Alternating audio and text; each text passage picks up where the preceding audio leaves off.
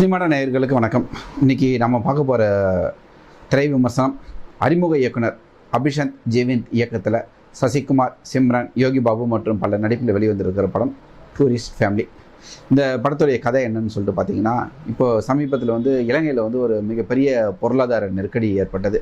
அப்போ இந்த மிடில் கிளாஸில் இருக்கிறவங்க, அது கீழே வறுமை கோட்டை கீழே இருக்கிறவங்களெல்லாம் வாழ முடியல. ரொம்ப பொருளாதாரம் ரொம்ப இதுவாச்சு. அந்த மாதிரி நேரத்தில் நிறைய பேர் வெளிநாடுகளுக்கு பிழைப்பு தேடி போனாங்க. அப்படி அந்த மாதிரியான சமயத்தில் சிம்ரன் மற்றும் சசிகுமார் அவங்க 2 பசங்களை என்ன பண்ணுறாங்க, கள்ளத்தோணி மூலமாக நம்ம தமிழ்நாட்டுக்கு வராங்க.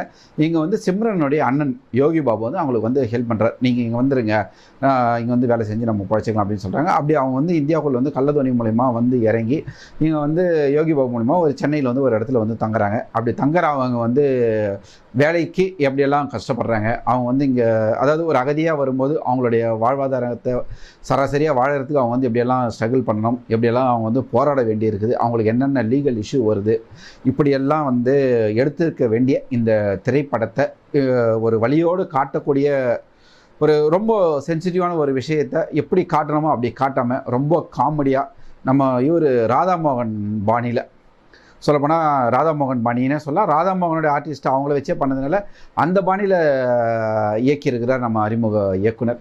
என்ன அப்படின்னு சொல்லிட்டு பார்த்தீங்கன்னா, அங்கேருந்து வர இந்த ஃபேமிலி முதல் காட்சியிலேயே ஒரு பெரிய ஒரு காமெடியாக தான் வராங்க. அவங்க கடற்கரையில் இறங்குறாங்க. நம்ம ராமேஸ்வரம் கடற்கரையில் இறங்கும்போது அங்கே நம்ம ரமேஷ் திலக் உட்பட ஒரு 4 போலீஸ்காரர்கள் அவங்கள பிடிச்சிடுறாங்க. நீங்கள் அகதி தானே அப்படின்னு கேட்கும்போது அங்கே நம்ம சசிகுமாரோடைய பையன் என்ன பண்ணுறாரு, அங்கே ஒரு கதை ஒன்று சொல்கிறாரு. அங்கேயே அந்த கதை படுத்துருது. அவங்க இந்த படத்துடைய கதை படுத்துறதுன்னு சொல்லி நம்மளுக்கு நல்லா தெரியுது. அப்படி அதுக்கு மட்டும் அங்கேருந்து அவங்க என்ன பண்ணுறாரு, இந்த கதையை கேட்டு ரொம்ப ஃபீலிங் ஆகிட்டு என்ன பண்ணுறாரு, நாங்கள் உங்களை பார்க்கவே இல்லை, நீங்களும் எங்களை பார்க்கவே இல்லை, அப்படியே மறந்துடுங்க, நீங்கள் எங்கேயாவது போய் போச்சுக்கிங்கன்னும் போது அங்கேருந்து நேராக கிளம்பி சென்னைக்கு வராங்க. சென்னையிலேருந்து ஒரு காலனி ஒன்று இருக்குது. அங்கே ஒரு 10 ஃபேமிலி இருக்குது. அந்த இடத்துல தங்கிடுறாங்க அவங்க. அந்த வீட்டுடைய ஓனர் நம்ம பக்ஸே, அவருடைய வீட்டில் தங்குறாங்க. அவர் அந்த ஏரியாவுடைய லோக்கல் இன்ஸ்பெக்டர். சசிகுமார் எதிர் வீட்டில் எம்எஸ் பாஸ்கர் அவருடைய வீட்டில் போயிட்டு டிரைவராக வேலைக்கு செய்கிறார். இப்படி இருக்கிற பட்சத்தில் யோகி பாபு என்ன பண்ணுறாரு, அவங்களுக்கு டாக்குமெண்ட்டெல்லாம் ரெடி பண்ணி கொடுக்குறார். எது நம்ம இந்தியாவில் தங்கிறதுக்கு நம்ம இன்றைக்கி நம்ம எல்லாமே யூஸ் பண்ணுறோம். இந்திய குடியுரிமைக்கு என்னென்ன தேவையோ, Aadhaar card, ration card, voter ID, இதெல்லாம் போலியாக அவ்வளோ ஈஸியாக செஞ்சு கொடுக்குறாரு.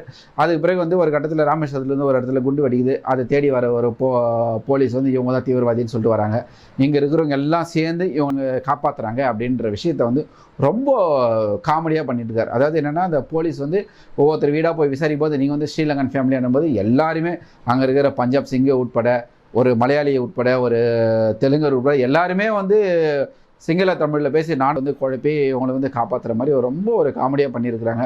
அதே மாதிரி இந்த படத்தில் நான் சொன்ன ராதாமோகனுடைய பாணின்னு சொல்லிட்டு, ராதாமோகன் பாணியில் ஒரு கேரக்டர் ஒரு கதை பேசும் எப்பவுமே. இப்போ எம்எஸ் பாஸ்கர் இருக்கிறாருன்னா அவர் ஒரு கதை பேசுவார்.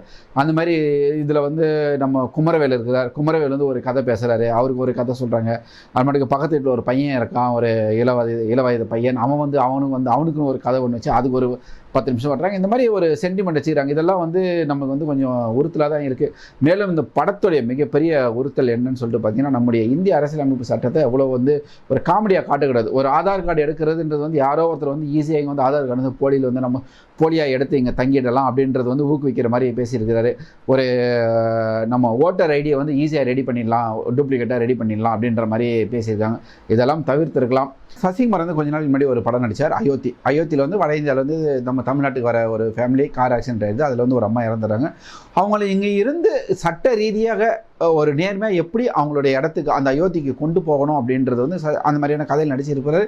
அவங்க ஒரு கட்டமாக தாண்டி போகும்போது, ஒரு எம்ஃபார்மிங் ஆகட்டும், ஒரு ஃப்ளைட்டில் எடுத்துகிட்டு போகிற ஒரு விஷயமாகட்டும், இந்த கிளியரன்ஸ் ஆகட்டும், ஒரு டெத் சர்டிஃபிகேட் வாங்குறதாகட்டும், இந்த மாதிரி ஒரு விஷயத்தையும் நேர்மையாக எப்படி நம்ம செய்ய முடியும் அப்படின்னு சொல்லிட்டு ஒரு மனிதாபிமானத்தில் அந்த நேர்மையோட எந்த ஒரு இடத்துலையும் ஒரு சட்டத்தை மீறின ஒரு விஷயத்தை கூட இல்லாத ஒரு படத்தில் நடித்த சசிகுமார் இந்த படத்தில் நம்முடைய இந்திய அரசியலமைப்பு சட்டத்தையே கேவலப்படுத்துகிற மாதிரி எடுத்திருக்காங்க. இந்த ஆதார் கார்டு கொடுக்குறது, இந்த ரேஷன் கார்டு கொடுக்குறது, ஓட்டர் ஐடி கொடுக்குறது, இந்த மாதிரி கதையில் எப்படி ஒரு தேர்ந்தெடுத்து நடித்தாருன்னு தெரியல.